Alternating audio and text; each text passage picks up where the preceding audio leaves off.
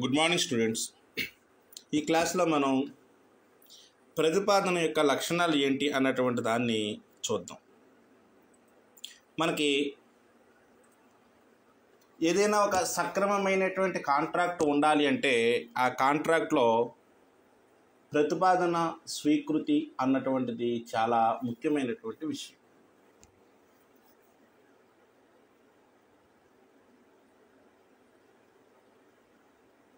ఏదైనా ఒక అగ్రిమెంట్ ఏర్పడేటువంటి సమయంలో దానికి సంబంధించి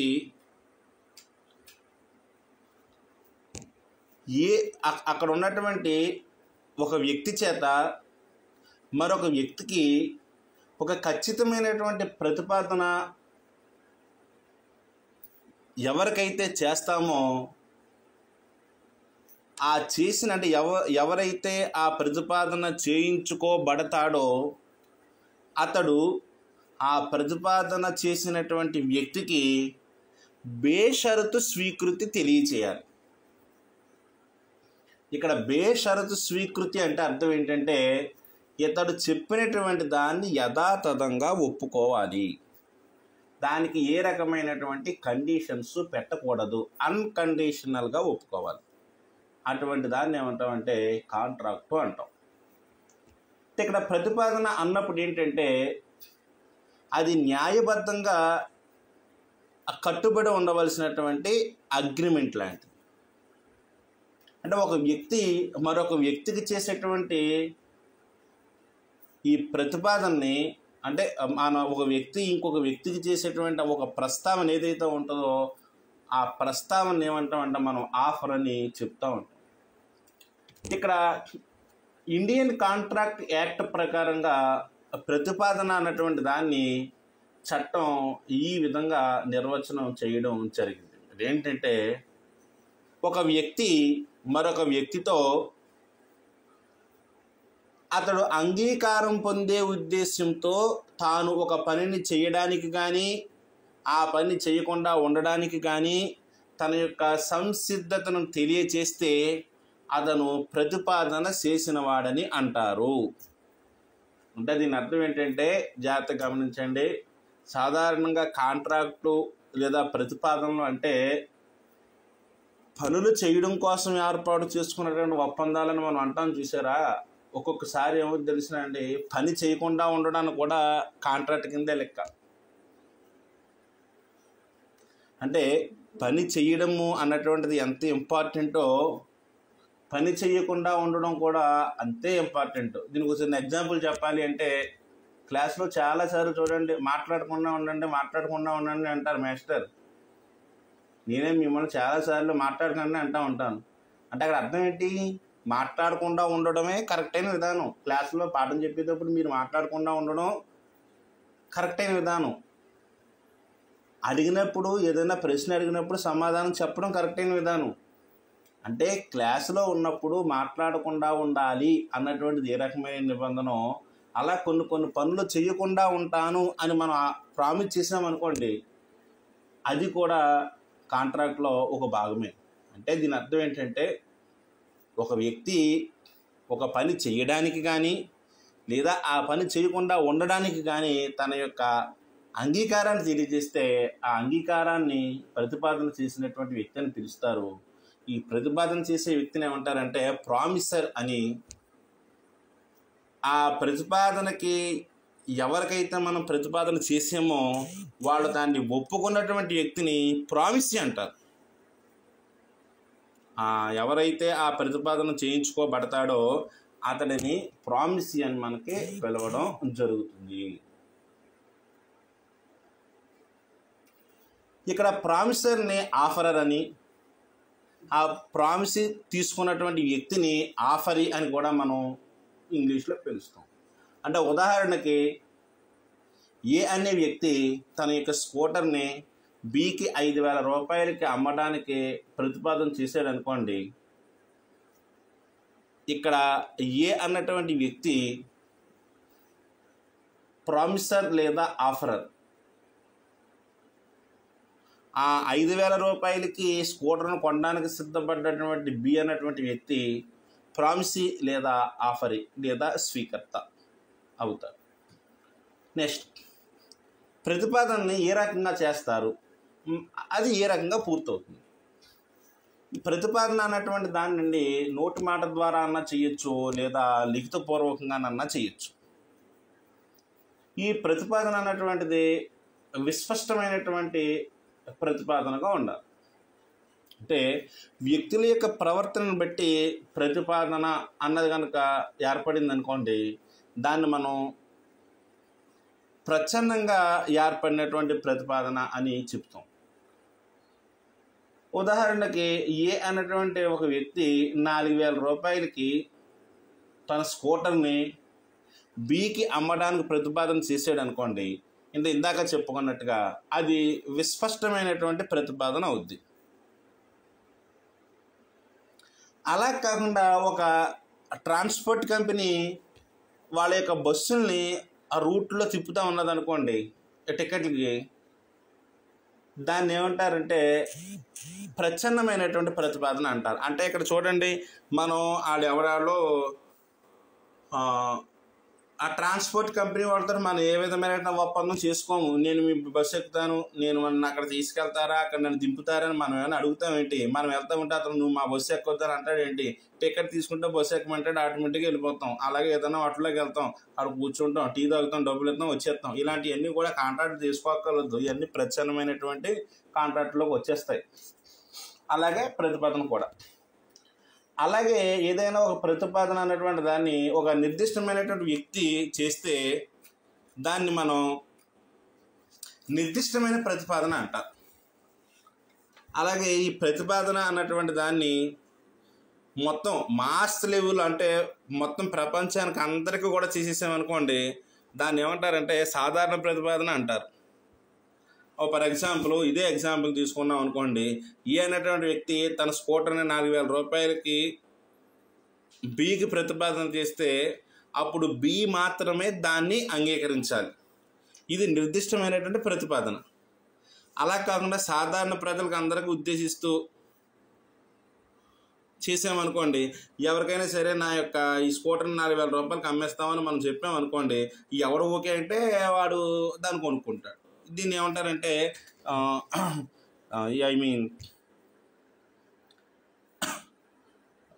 ఏంటిది భారీ ఎత్తున చేసినటువంటి ప్రతిపాదన, లేదా మొత్తం ప్రజలందరికీ చేసినటువంటి ప్రతిపాదన, లేదా సాధారణ ప్రతిపాదన అని పిలుస్తారు. పర్టికులర్గా ఒక వ్యక్తి అని చెప్తే దాన్ని మనం ఏమంటామంటే నిర్దిష్టమైనటువంటి ప్రతిపాదన అంటాం. ఇకపోతే ఈ ప్రతిపాదన చేసేటువంటి ఈ అంశము న్యాయబద్ధమైనటువంటి ప్రతిపాదన అని అనడానికి వీల్లేదు. అంటే ప్రతిపాదన చేసేటువంటి ప్రతి అంశము కూడా న్యాయబద్ధమైనటువంటి ప్రతిపాదన అవుతుంది అనడానికి వీల్లేదు. ఎందుకంటే ప్రతిపాదన నిజంగా జరిగిందా లేదా అని తెలుసుకోవడానికి కొన్ని పరీక్షలు ఉన్నాయి. అవి ఏంటి అన్నటువంటిది ఇప్పుడు చూద్దాం. అంటే పరీక్షలు అంటే అర్థం ఏంటంటే ఏమైతే మనం అనుకుంటామో అవన్నీ జరిగితేనే ప్రతిపాదన అన్నటువంటిది జరిగినట్టు. అలా ప్రతిపాదన జరగాలి అని అన్నారంటే కొన్ని ఉంటాయి. అవి ఏంటి అన్నటువంటిది చూద్దాం. అసలు ఎవరైనా ఒక ప్రతిపాదన చేసే వ్యక్తి ఆఫరీతో అతని యొక్క అంగీకారాన్ని పొందే ఉద్దేశంతో ఒక పనిని చేయడానికి కానీ లేదా చేయకుండా ఉండడానికి కానీ తన యొక్క సంసిద్ధత అంటారు, ఆ సంసిద్ధతను తెలియచేయాలి. అలా కాకుండా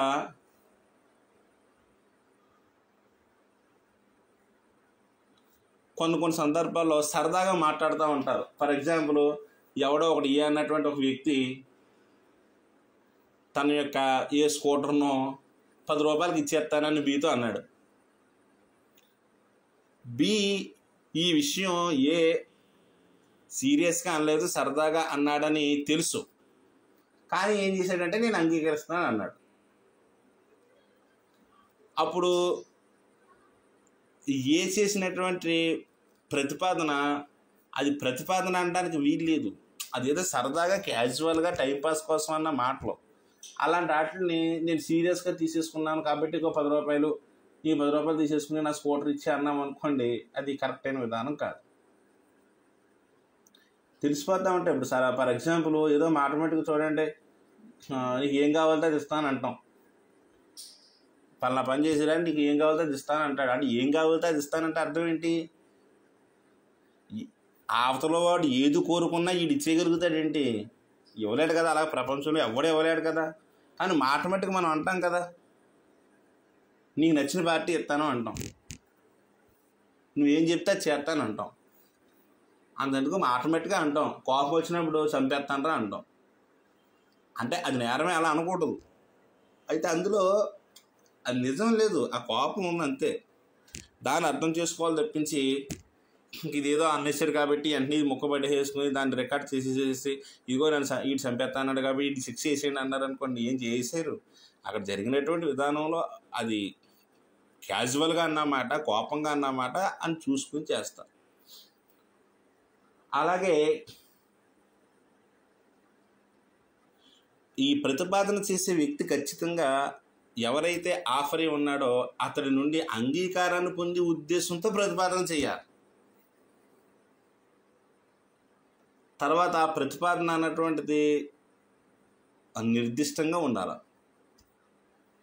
ఇవన్నీ కాకుండా ఈ ప్రతిపాదన అన్నటువంటి దాన్ని ఎవరైతే మనం ప్రతిపాదన చేస్తున్నామో ఆ వ్యక్తికి తెలిసేలాగా చేయాలి. అంటే మనం అనుకున్న విషయాన్ని ఆ అవతల వ్యక్తి కూడా తెలియాలి. అంటే మరి ఒక ఉదాహరణ చెప్తే మరి కొంచెం ఇదిగా ఉంటుంది.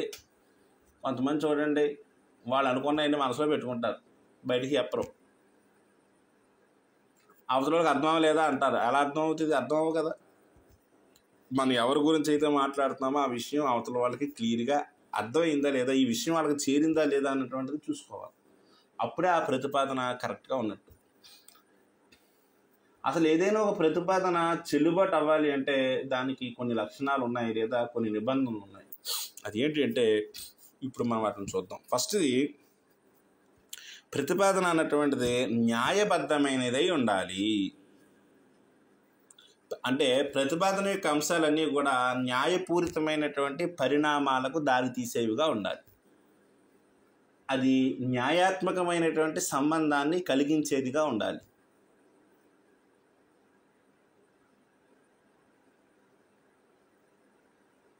ఫర్ ఎగ్జాంపుల్, ఎవరినో మన ఇంటికి భోజనానికి రమ్మన్నాం.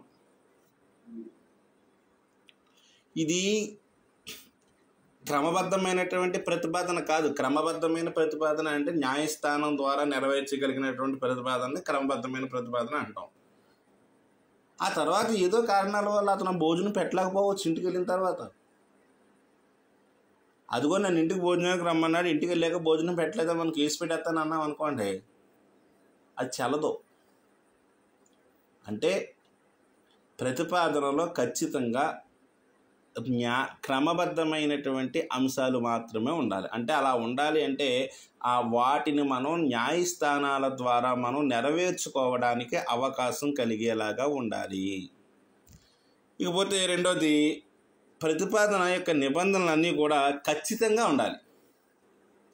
అంతేగాని అవి అసందిగ్ధంగానే రెండు అర్థాలు వచ్చేలాగా ఉండకూడదు. ప్రతిపాదన యొక్క నిబంధన ఖచ్చితంగా క్లియర్ కట్గా ఉండాలి. క్లిస్టర్ క్లియర్ అంటారు కదా, అంత నీట్గా ఉండాలి.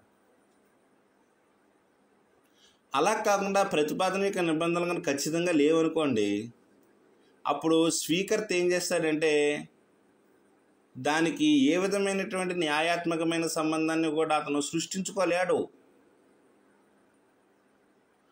దీనికి సంబంధించి ఒక కేసులో టైలర్ వర్సెస్ పోర్టింగ్టన్ అన్నటువంటి కేసులో ఏమైందంటే, ఏ అనే ఒక వ్యక్తి ఏం చేశాడంటే బి అనేటువంటి వ్యక్తి యొక్క ఇంటి యజమానితో ఆ ఇంటిని బాగా అందంగా తయారు చేసి ఇస్తే,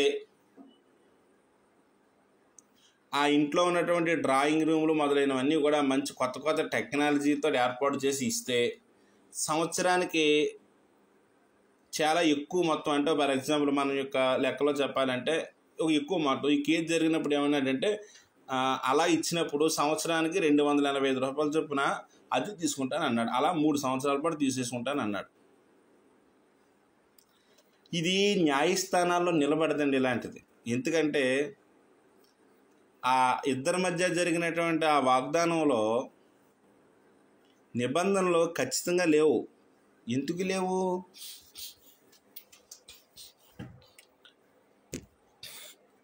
అందంగా అలంకరించినట్లయితే అన్నాడు, లేదా బాగా మరమ్మతులు చేస్తే అన్నాడు. ఈ అందంగా అలంకరించడము, అత్యాధునికమైనటువంటి పద్ధతుల్లో వాటిని ఏర్పాటు చేయడము అన్నప్పుడు దానికి కొలత ఏంటి? అప్పుడు కోర్టు ఏం చేసిందంటే ఇటువంటి ప్రతిపాదనని అమలుపరచడానికి సాధ్యం కాదు, దీన్ని అమలు జరపడానికి వీలు లేదు అని కోర్టు ఏం చేసిందంటే తీర్పు చెప్పడం జరిగింది. కారణం, అక్కడ ఏదైనా ఒక ప్రతిపాదన చేసినప్పుడు అది కోర్టు వారు అమలు చేయించగలిగేలాగా ఉండాలి. అలా చేయించాలంటే ఖచ్చితంగా చెప్పాలి. తర్వాత భవిష్యత్తుకు సంబంధించినటువంటి ప్రతిపాదనలు, ఏదైనా ఒక పని చేస్తానని ఒక వ్యక్తి చేసినటువంటి ప్రకటన ఏదైతే ఉంటుందో ఆ ప్రకటన భవిష్యత్తులో చేసేటువంటి ప్రతిపాదన అవుతుంది, కానీ ఇప్పుడు చేసే ప్రతిపాదన మాత్రం కాదు.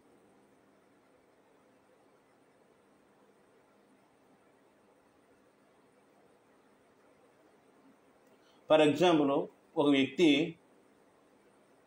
తాను సంపాదించిందంతా కూడా అతని తర్వాత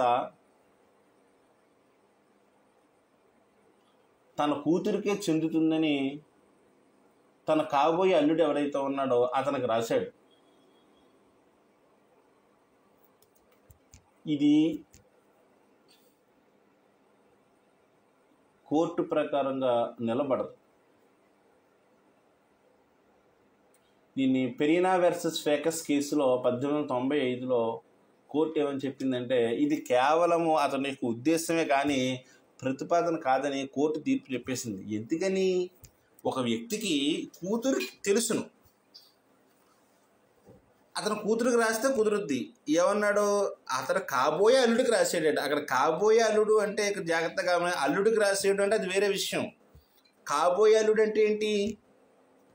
తన కూతురు భర్తే కదా అవ్వాలా. ఏంటి, తన కూతురు భర్త అవ్వకుండా అతను ఆగిపోవడానికి ఏ విధమైన ఇబ్బందులు ఉండవా? అనుకోకుండా ఏదో కారణం వల్ల ఆ అబ్బాయి ఈ అమ్మాయిని పెళ్లి చేసుకోలేదు, అప్పుడు ఏమని రాయాలి ఇది?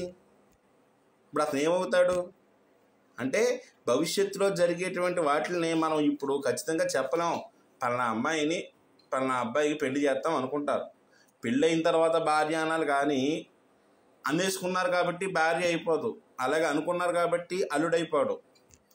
భవిష్యత్తులో జరిగేటువంటి వాటికి మనం చేసేటువంటి ప్రతిపాదనలు అన్నీ కూడా అవి ప్రకటనలు అంతే. వాటిని మనం నిరూపణ లేదా నిర్ధారణ చేయడానికి అవకాశం లేదు. అంటే ప్రతిపాదనలో ఆ రకంగా ఉండకూడదు. తర్వాత ఆహ్వానం అన్నటువంటిది ప్రతిపాదన కాదు. అంటే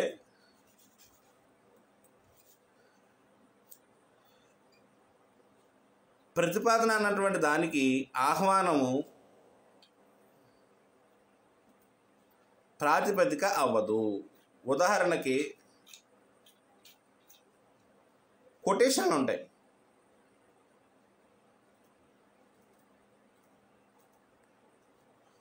కొటేషన్లు అంటే ఏంటి? మనం ఏదో వాట్సాప్లో పెట్టి కొటేషన్స్ కాదు,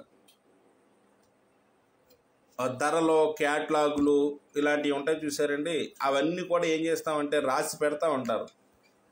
అంటే ఈ వస్తువు ధర ఎంత, ఈ వస్తువు ధర ఎంత, ఈ వస్తువు ధర ఎంత అలాగని అక్కడ ధర తెలియజేసేది తప్పించి ఆ ధరకు మనకు అమ్ముతాడు అన్నటువంటి దానికి నియమం ఏమీ లేదు. అలా అమ్మాలన్న రూల్ ఏమీ లేదు. ఎందుకు అంటే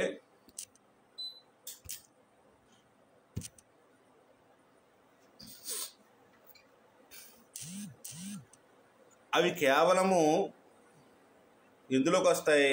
ఆ వస్తువుల యొక్క ధరలకే చెప్పుతున్నాడు. అలా మనకి రావాలి అంటే ఆ రేటు ప్రకారంగా చెప్పినటువంటి వస్తువుల లోన ఉన్నాయో లేదో మనకు తెలియదు కదా.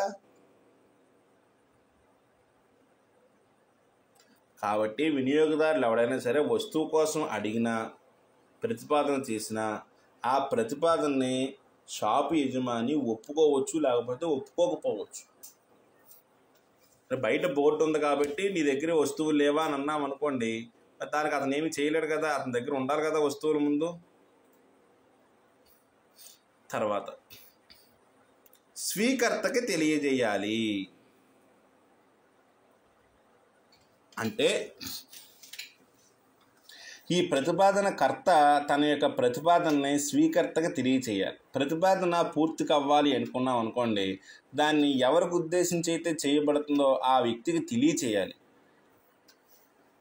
ఆఫరర్ చేత, అతని యొక్క అధీకృత ఏజెంట్ చేత కానీ ఆఫర్కి ప్రతిపాదన తెలియచేయకపోతే దాన్ని స్వీకృతి తెలపడానికి అవకాశం ఉండదు. కావున అక్కడ కాంట్రాక్టు లేదు. అర్థమైందా? అంటే ఎవరికైతే మనం ఈ ఒక ప్రతిపాదన చేయాలనుకుంటున్నామో అతనికి ఖచ్చితంగా ప్రతిపాదనకర్త ఎవడైతే ఉన్నాడో అతడే చేయాలి. లేదు అంటే అతని యొక్క అధీకృత ఏజెంట్, అతను ఎవరైతే నియమించాడో ఆ నియమించిన వ్యక్తి చెప్పినా పర్వాలేదు. తర్వాతది అంగీకారం పొందడం. ఆఫర్ చేసినటువంటి పార్టీ నుండి మనకు అంగీకారం పొంది ఉద్దేశంతో ప్రతిపాదన చేయడం జరుగుతుంది. కానీ ప్రతిపాదన చేస్తానన్న ఉద్దేశాన్ని తెలియజేసే అభిప్రాయం మాత్రం కాదు.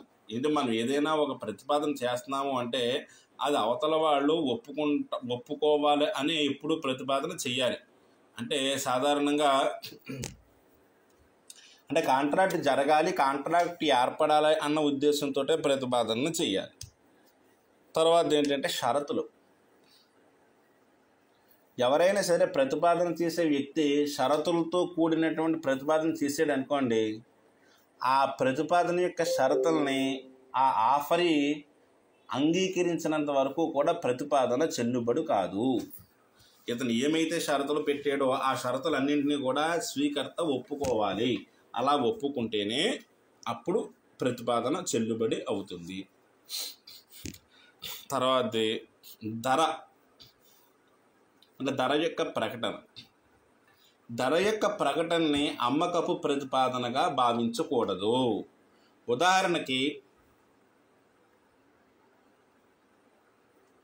హార్వే మరియు ఫ్రాన్సీల మధ్య 3 సంభాషణలు టెలిగ్రాములు నడిచాయి. అవి ఏంటంటే, ఒకటే,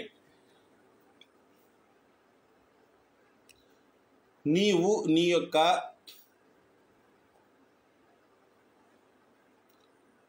బంపర్ హోల్ పెన్ను అమ్మకం చేసేదవా, అతి తక్కువ నగదు ధరంతో టెలిగ్రాము ఇయ్యి అని చెప్పాడు. ఈసారి హార్వే నుండి ఫ్రాన్సీకి వచ్చింది. తర్వాత బంపర్ హాల్విన్ యొక్క అతి తక్కువ ధర 900 ఫ్రాన్సీ నుండి హార్వీకి వెళ్ళింది. ఈసారి ఈడేమన్నాడంటే, నీవు చెప్పినట్లే 900 రూపాయలకు బంపర్ హాల్ పెన్ను కొనుగోలు చేయడానికి మేము అంగీకరించాము అని మళ్ళీ హార్వే అన్నవాడు ఫ్రాన్సీకి చెప్పాడు. ఇందులో ఇది 1893లో జరిగింది. అసలు వీళ్ళిద్దరి మధ్యన కూడా ఒప్పందం ఏమీ కూడా లేదని కోర్టు తీర్పు చెప్పేసింది. ఇక్కడ ఏం జరిగింది? నీ యొక్క బంపర్ హోల్ పెన్ను అమ్మకం చేసేదవా, అతి తక్కువ నగదు ధర ఎంతో టెలిగ్రామ్ ఇయ్యి అన్నప్పుడు అతను ఏమన్నాడు? బంపర్ హాల్ పెన్ యొక్క అతి తక్కువ ధర 900 అన్నాడు, కానీ అమ్ముతాను అనలేదు. అంటే ధరని తెలియచేసాడు అంతవరకునే, దాన్ని అమ్ముతాను అన్నటువంటి మాటలే చూసారా. అందువల్ల ఇక్కడ ఏమైందంటే ఇందులో ఒప్పందం ఏమీ జరగలేదని కోర్టు వారు తీర్పు చెప్పేశారు. తర్వాత ఎదురు ప్రకటన చేయడం. ఒకే రకమైనటువంటి 2 ఎదురు ప్రతిపాదనలు కాంట్రాక్ట్ కిందకి రావు. రెండు పార్టీలు పరస్పరం ఒకే రకమైనటువంటి ప్రతిపాదనలు చేశారనుకోండి, అంటే వాళ్ళు ఒకరి గురించి ఒకరు తెలుసుకోకుండా చేశారనుకోండి, అప్పుడు ఆ ప్రతిపాదనలు ఏమవుతాయంటే ఎదురు ప్రతిపాదనలు అవుతాయి. ఈ ఎదురు ప్రతిపాదనలు అనగా ఒకరి యొక్క ప్రతిపాదనకి మరొకరు స్వీకృతి తెలిపినట్టు కాదు, ఇద్దరు కూడా ఆఫరే చేసినట్టు అయింది. రెండు ఆఫర్లు ఉంటే కాంట్రాక్ట్ అవుతుందండి. ఒక ఆఫరు ఒక యాక్సెప్టెన్సీ ఉంటేనే కాంట్రాక్ట్ అవుతుంది. అంటే ప్రశ్నకి ప్రశ్న జవాబులాగా అనమాట. రెండు రెళ్ళు అంతా అన్నాం అనుకోండి, 4 అని చెప్పాలి కానీ నీకు తెలదా అంటే అలా ఉంటుంది. తర్వాత రెండు ప్రతిపాదనలే, ప్రతిపాదనలు రెండు ఉంటే అది కాంట్రాక్ట్ అవ్వదు. తర్వాత ఉపసంహరణ చేసుకోవడం, షరతులు పెట్టడం. ఫలానా షరతులను పూర్తి చేయకపోతే స్వీకృతి కిందకి భావించకూడదనే అంశము ప్రతిపాదనలో ఉండకూడదు. అంటే దాని అర్థం ఏంటి తెలిసినంటే, ప్రతిపాదన బేషరతుగా ఉండాలి. అంటే ఒకానొక తేదీకి ముందు ప్రతిపాదనని స్వీకృతికి తెలియజేయకపోతే ప్రతిపాదనకి స్వీకృతి తెలిపినట్లుగా భావించడం జరగకూడదు.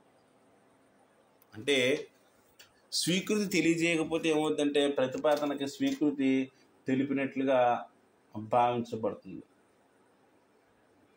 అంటే ఏంటంటే ఓ తేదీ కంటే మనం ముందు ప్రతిపాదనకి స్వీకృతి తెలియజేయాలనుకున్నాం, మనం తెలియజేయలేదు.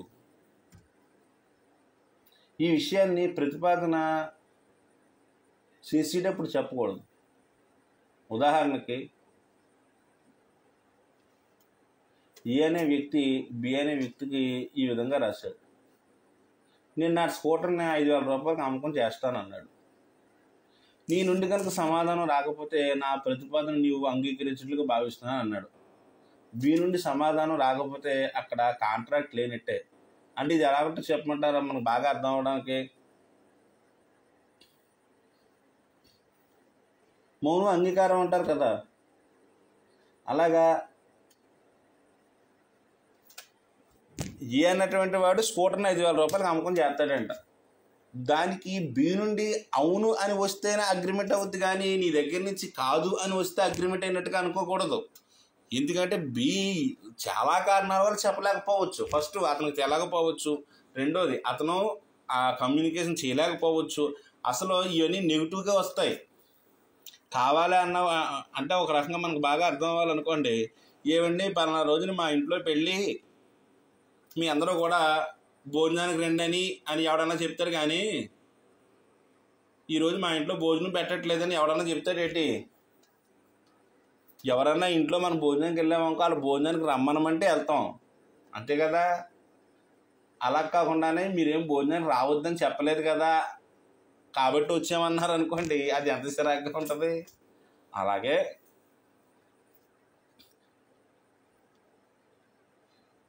మనకి అంటే మీకు ఇంకా బాగా అర్థం అవ్వాలంటే ఒక రకంగా చెప్తే అర్థం అవుతుంది.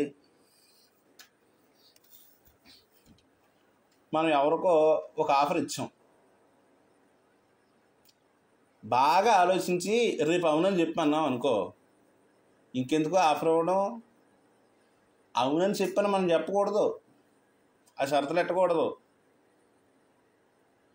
ఓకే అంటే ఇంకా మనకి ఇంకా క్లియర్గా అర్థం అవ్వాలి అంటే,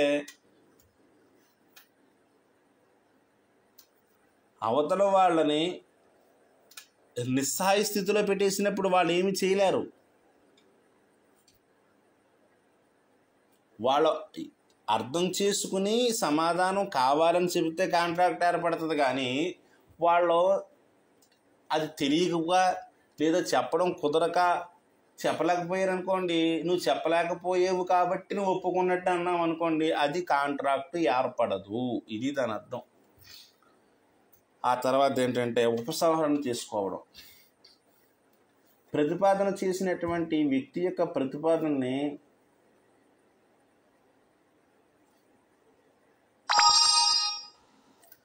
స్వీకర్త ఒప్పుకోనంత వరకు ఆఫరర్ ఎప్పుడైనా సరే దాన్ని ఉపసంహరణ చేసుకోవచ్చు. కాబట్టి ఒక వ్యక్తి తాను చేసినటువంటి ప్రతిపాదనకి స్వీకృతి తెలిపిన తరువాత కట్టుబడి ఉండాలి, కానీ స్వీకృతి తెలపనంత వరకు అతడు దానికి కట్టుబడి ఉండవలసిన అవసరము లేదు. ఈ లోపల అతను కావాలంటే ఆ ప్రతిపాదనని క్యాన్సిల్ చేసేసుకోవచ్చు. ఇది ప్రతిపాదన యొక్క లక్షణాలు. నెక్స్ట్ క్లాస్లో మనం ఇంకో క్వశ్చన్ని చూద్దాం.